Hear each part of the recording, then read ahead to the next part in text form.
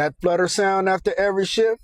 It's not just the sound, it's your turbo screaming for help. According to the Wall Street Journal Auto Tech Review, flutter is caused by compressed surge when the BOV doesn't open fast enough. Over time, this leads to stress fractures in the turbo housing and blade fatigue. Engineers at the USA Today's Performance Summit called it the #1 killer of boost. Here's 4 pro tips to fix the flutter before it ruins things. Recheck spring tension and adjust to your boost level. Consider switching to a recirculating valve for daily use. Use a pressure relief test to confirm valve response time. And monitor your boost drop-off with the data logger. Don't just guess. Save your boost, fix the flutter.